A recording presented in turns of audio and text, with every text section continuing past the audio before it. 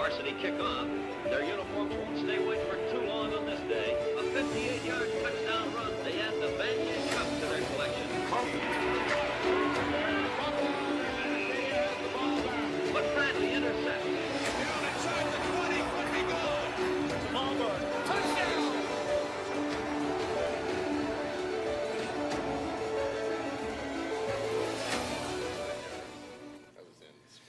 Well, good morning, everyone, and welcome to Hamilton and to Tim Hortons Field, where this Saturday we will see the two best teams in the nation battle for the 53rd Vanier Cup, presented by ArcelorMittal Dofasco.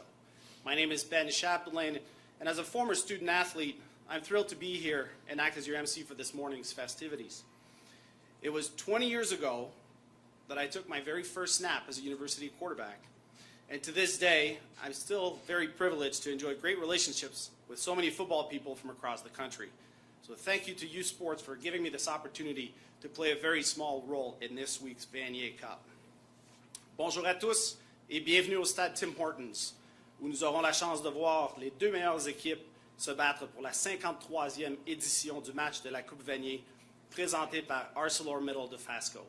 Mon nom est Benoît Chapdelaine, et en tant qu'ancien étudiant athlète de l'Université McMaster, il me fait plaisir de vous accueillir chez nous à Hamilton. J'aimerais féliciter les deux équipes pour leur succès au cours de la saison et pour s'être qualifiées pour le match de samedi. Welcome to both participating teams, and I'd like to offer you my heartfelt congratulations on making it this far into November and for qualifying for this year's Vanier Cup.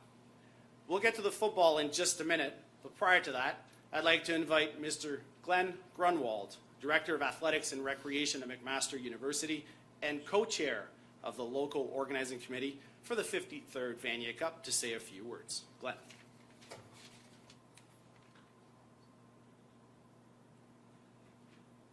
Well, thank you, Ben. I'm here as the chair of the local organizing committee, but I'm mostly here as a sports fan. I am really looking forward to this game. These are two powerhouse teams, and we're going to see a great football game on Saturday. Even the weatherman is cooperating, so we're going to have great football weather, and it's going to be a great spot for our fans to come out and watch some excellent football.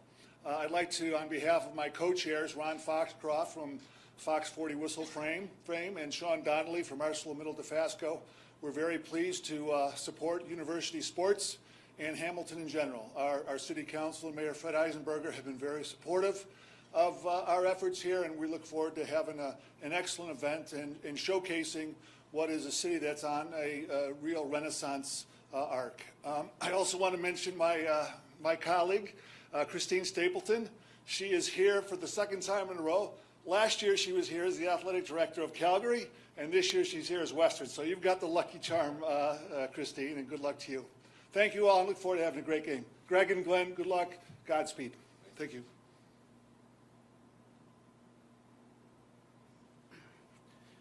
Thank you very much, Glenn. Merci beaucoup. J'aimerais maintenant inviter le représentant de ArcelorMittal Dofasco, le vice-président du développement des affaires. Please welcome Mr. Tony Villeri, Vice President of Corporate Affairs with ArcelorMittal Dofasco, to say a few words. Thank you.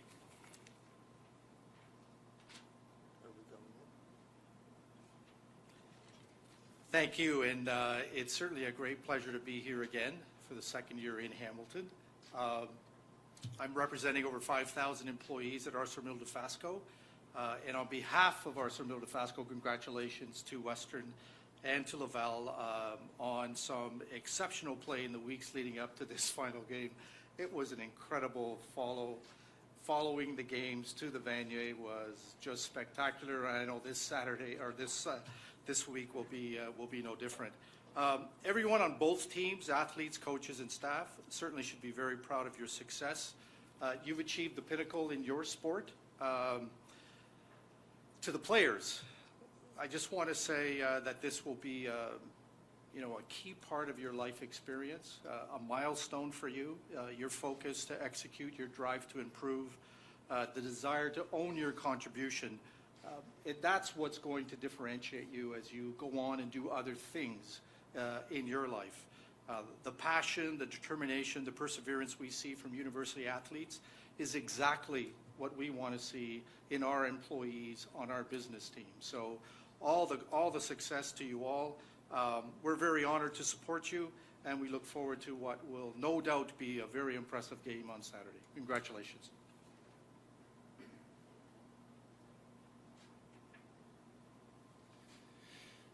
Merci beaucoup. Thank you very much, Tony. C'est l'heure maintenant de parler du match de football. Parlons maintenant du match de samedi et des deux équipes participantes. En commençant par revisiter le chemin qu'ils ont dû parcourir pour se rendre ici.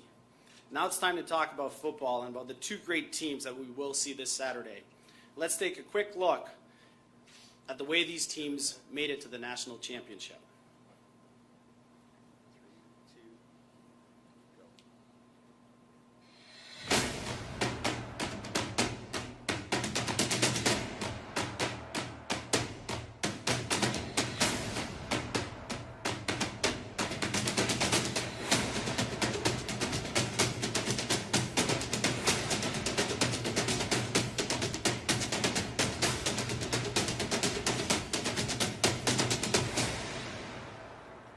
I don't know about you, but I'm already getting little goosebumps just looking at this, and I have nothing invested in this game.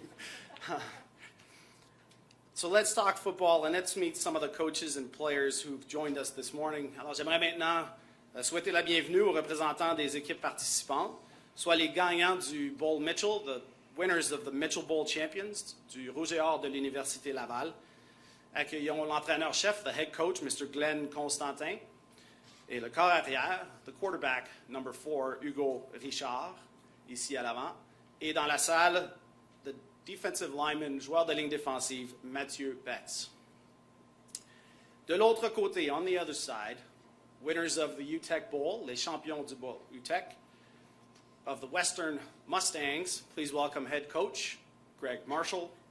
Le corps arrière, the quarterback, number 12, Chris Merchant. And in the room as well, joining his peers, le secondaire linebacker, Jean-Gabriel Poulain. Now, maintenant, Glenn, si c'est possible, j'aimerais te demander une question ou deux. L'année dernière, vous avez eu la chance de venir ici à Hamilton. Vous vous repointez ici. C'est un groupe différent, je le comprends. Mais qu'est-ce que ça veut dire pour l'équipe et pour vous de venir ici, encore une fois, à Hamilton, pour avoir la chance de gagner la Coupe Vanier, encore une fois? Pour nous, on a quand même la même équipe, on a gradué certains joueurs, mais la réalité, c'est que pour moi, c'est une preuve de continuité du programme de développement et de rétention d'athlètes et étudiants-athlètes, je devrais dire. Donc, on est très, très fiers de pouvoir revenir ici pour défendre le titre. I'll just translate. For us, basically, for us to be back here is a proof of consistency of our program, retention of our student athletes, and development. And we're very blessed and privileged to be back here in Hamilton. And I want to take 2 seconds to thank the city of Hamilton, McMaster Athletics, and Dofasco for hosting such a great event. It was truly a great student-athlete experience last year, and we're blessed and privileged to be back here this year. Of course, you're lining up against a good friend in Coach Marshall.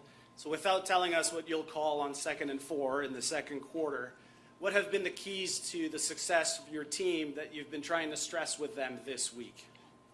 Basically, we've played good defense. I think it's our trademark, and I think this defense will be tested this year, this game, versus a very well-oiled offense. That could obviously their trademark is running the ball. They do it very well. For those who follow NCAA football, it's like playing Stanford. They run the ball very well in different manners. They add gaps. They do a lot of stuff, but they can also throw the ball very well. It's a very well team, and I know it's be a very hard-fought game. Thank you very much, Glenn. Hugo, de ton côté, it's been a great year for you personally and for your team. What would you identify as some of the key moments throughout the season that have helped you believe in the fact that your team could be back here once again? I think we can refer to it as more as a general view of the whole year. I think we progressed well as a team throughout every week, and I think one of the defining moments was when we received Montreal at home, and we were able our defense had a shutout, and we were able to move on from there. So that really, I think, gave us the confidence boost we needed to really never look back after that. Fantastic. And I know that in some of these weeks, les routines peuvent être un peu dérangées. Travel, meeting times are a little different. Qu'est-ce que tu fais personnellement pour t'ajuster, pour t'assurer que tu es prêt pour le match de samedi? De rester organisé, pas nécessairement avoir une routine, mais de toujours rester dans les choses qui étaient confortables, que ce soit de lever toujours à la même heure, de se coucher tôt, de toujours réviser tes choses, de toujours avoir un peu de football dans ton giron. Est-ce que avant de te coucher, tu révises tes trucs ou tu fais du film, ou de toujours vraiment rester concentré sur le football et pas se laisser distraire par tous les éléments qui sont autour de nous. Je te remercie, je te souhaite bonne chance. Good luck this weekend to both you, Hugo, your teammates, and Coach Constantin. Coach Marshall, I promise I won't ask you questions in French. We've known each other long enough to know that much. Coach, London is just over an hour away. You've had a long-lasting relationship with people and parts of the city of Hamilton. What does it mean to you to be here in this city, to have a chance to bring your team to to compete for a national championship? Oh, you know, it's obviously like coming home. I have great memories in Hamilton. I had great years at McMaster and with the Tiger Cats. Our family kind of grew up here in Hamilton, so it's nice to be back. And I want to thank the city of Hamilton and McMaster and ArcelorMittal Dofasco for their support of this game. All right, we appreciate it. This game is about student athletes, and your support of student athletes in Canada is very much appreciated. Thank you. Talking about those student athletes, Coach, you've had some pretty good teams over the years. It seems like this group, this year's edition of the Mustangs, has gelled and has come together to be, if not the best, one of the best teams that you've ever coached. What's so special about this group, in your opinion? Well, we got great character, great leadership within our team, and it really is a team. The fact that we recruited in Quebec also helped.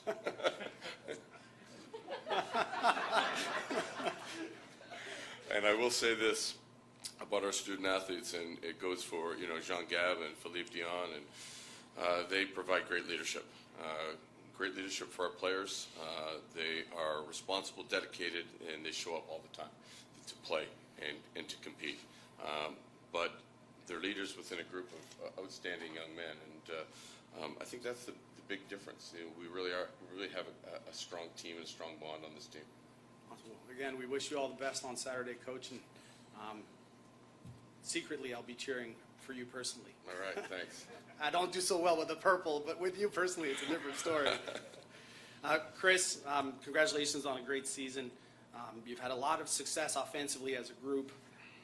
What will be the keys for you this weekend when you're facing a pretty stout defense in Laval's? Yeah, Laval has a great defense. Obviously, they put a lot of great film up, and they rally the ball really well. I think the key is just making simple decisions and just putting the ball in the hands of the athletes that are around me. They've done a great job all year, and I can't say enough about my teammates and the guys that are around me. They're, as Coach said, great characters, and I've never been on a team that has just as much chemistry as this one does. And all these guys are my brothers, and I love them to death. So, yeah, I think that's the key. Fantastic. Again, thank you very much for joining us this morning and for being so honest. To all of you, good luck this weekend. We'd like to turn it over to anyone in the audience who may have some questions for the panel at this time. This would be a great opportunity to have your questions answered. We have a microphone? Yes, Mr. O'Neill.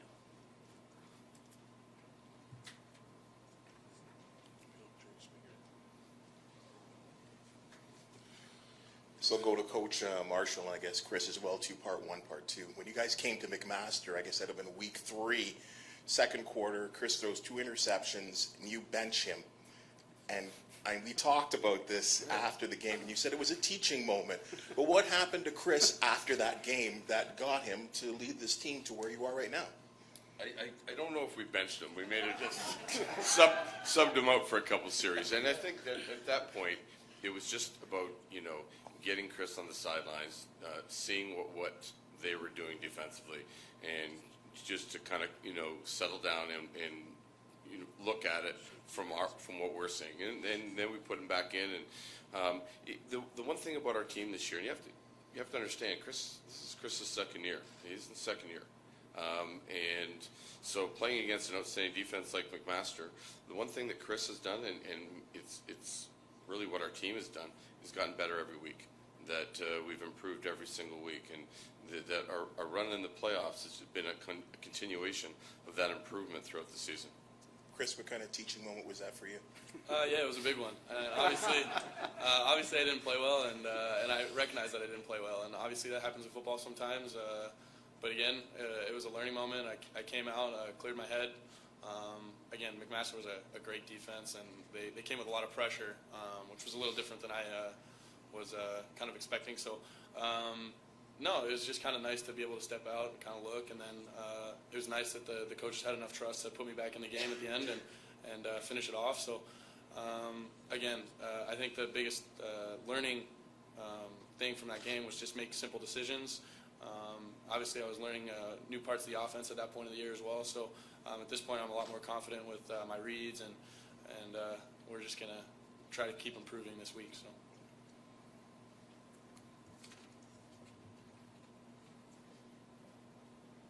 Yes, Tim. Just for both coaches, you guys know each other pretty well. Does it help or hinder going into a big game like this? Go ahead, Glenn. I knew he was going to do that. But no, it's funny because we know each other. We've coached on national team staff, and we kind of know our philosophy. But when you think you know what he's going to do, he does it completely opposite. When we played here and he ran the ball in 2008, and then came out here and passed 68 times. So he's got to be careful with the. Sometimes a little knowledge is dangerous, so we got to be careful with that stuff. You know what, I think that it's good to compete against people that you know and that you care about, that are friends. That's what sport's about. We want to play well, all right? We want to win a championship, but at the end of the day, it's a game, and we have a great opportunity to compete against a great football team. And I will say this, that the one thing on film is they are well coached. They have created a culture that supports the student athlete, that retains the student athlete, and they've created a model that is really something that should be looked up to across the country, and it's something that I have a ton of respect for Glenn, his staff, and their football program.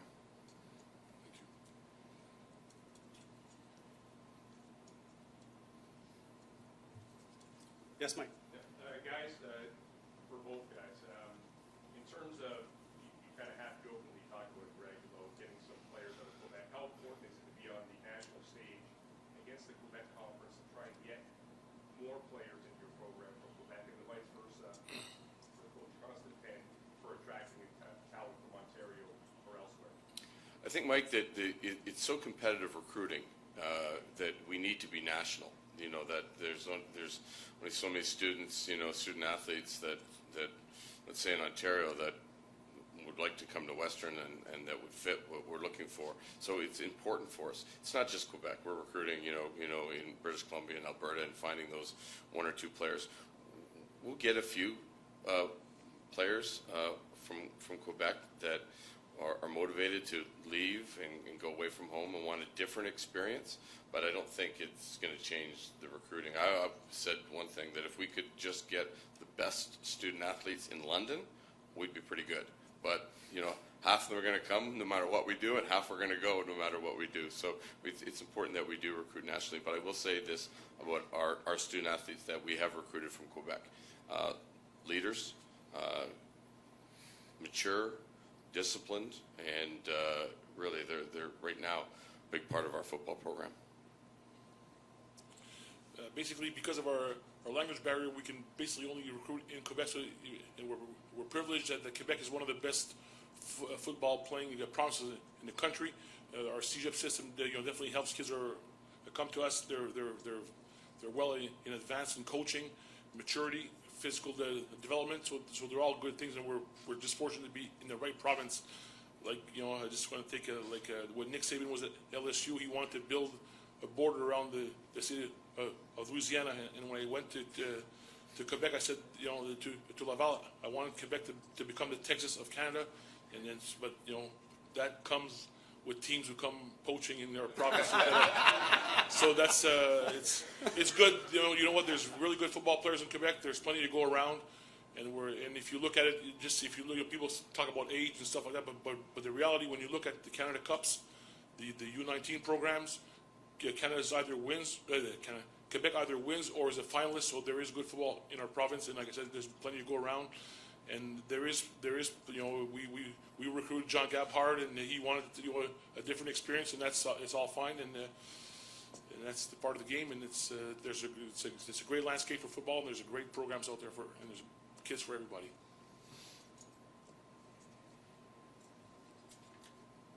Greg? Question for Greg. When you look back to last August, the season ahead of you, I mean, did you think that your team would be capable of going undefeated, plowing your way through the full season so far at this point? Do you think it's possible? I guess I've been coaching long enough to know that anything's possible. So I don't. But really, no, I didn't. I thought that we'd be a team that that had great character and that we'd grind out wins, that we'd make the playoffs, and then you make the playoffs, anything can happen. But we lost a lot of great players off our team last year. I'm amazed at how many players stepped up this year and contributed at a very high level for us this year and allowed us to be there. But no, I'm a little bit surprised. But again, it's a team that has a ton of character and a ton of heart, and with the work ethic. I will say this, that this team worked harder starting in December after last year's loss than I've ever been with a team before. Coach, you talk about the consistency of your program. There's sort of this national thought that Laval is the evil empire and that everyone wants to go after you guys. How do you guys respond to that sort of feeling nationally? I guess it's as a product of your success? This questions that comes up on the national stage all the time. And I will say this: people that know our program and know our staff know that we work at it very, very hard. It's not about money. It's not about we have great facilities. We got great leadership from our president on down. The reality is the kids and consistency and setting a bar and standards. And we recruit a different kind of person. Laval's not for everybody. If you don't want to challenge yourself and go past your limits, you're not at the right program. And if it's a culture where if it doesn't come from the coaching staff, it comes from our leaders, and we will pursue that. And we're blessed to have good veterans and good. And I think it's crazy with our program. We're talking about leaders and veterans, but because of our CGS system, our degrees are usually three years. So it's very rare that we have fifth year leadership. We mostly 4-year leadership, and they've done an outstanding job. And they know the standard, and it's maintained and well policed by our veteran group. And we're just keep on going away. And we're like I said, we're blessed to have the success we have. Hugo, do you feel that on the field as well too? I'm sorry? Hugo, does he feel that on the field as well too? That everyone's gunning for you guys? It depends how you see it. I think we try to be competitive, and that comes down to our preparation and the investment that we do in ourselves and our team. Obviously, we go on the field every day and every game to try and win the game. So every time we don't try and think that everyone's necessarily gunning for us, but we try to win every game and to pass every week one at a time. And obviously, we spend a lot of time and we put a lot of effort in this, and we try to make the best of it.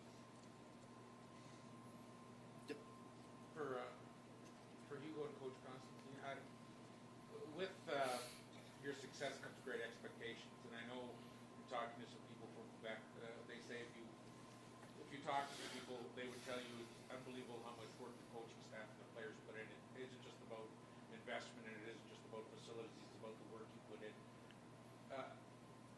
If you could both answer the question, how much pressure is there with the expectations? You're here almost, you're here 3 or 4 times in a row, and then almost every other year. How great are the expectations, and how much pressure do you feel? You want to go first? Sure. I think there is a pressure, there is expectations, but it's not necessarily what we focus on. We do a great job, and the coaches do a great job in maintaining us in the present and not being necessarily too focused about the past or, like, let's say, the legacy that we're trying to uphold. but we're really in creating our own in the next few years or in the next week. If we have to, we stay focused on the task that is at hand every week, and we really work hard, and we see the work that the coaches do, and that inspires us to put all that extra work in also to do good things.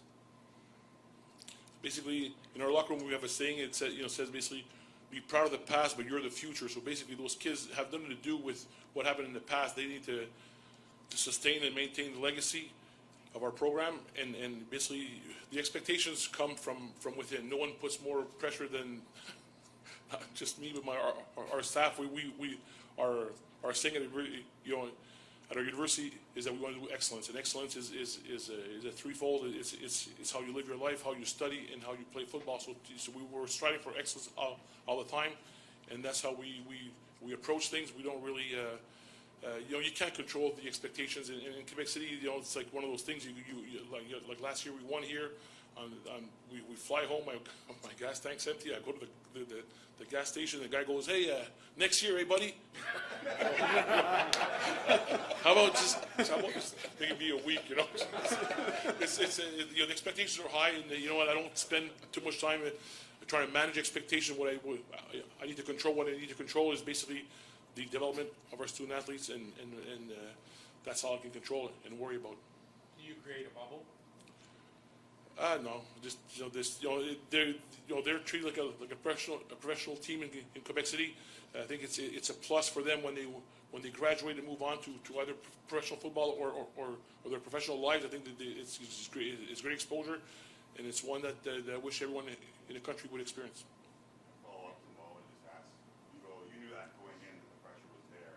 Is that part of the reason why you chose a program like that? Yes and no. I guess I chose a program like Laval because I knew it was the best place for me to develop and to become a better player and a better person. Obviously, moving away from home is nothing new to me, as I had done it in Cégep, but being in a different city is a whole different ball game, and you get to rely on your teammates and the people around you, and it's a whole different experience, and I really have enjoyed it. And obviously, we work a lot with the coaching staff to always improve and always be at the top of our game, and I think the pressure, I knew it was there. I knew the media coverage was big in Quebec City, but I didn't necessarily see that as a bad thing. Obviously, it prepares you for all different kinds of stuff you're going to see in your life, and I've enjoyed it every second of it so far. One last question, Greg. Greg, when you look back at your time in Hamilton, what memories come to mind, and what do you think you learned about yourself as a coach during that time?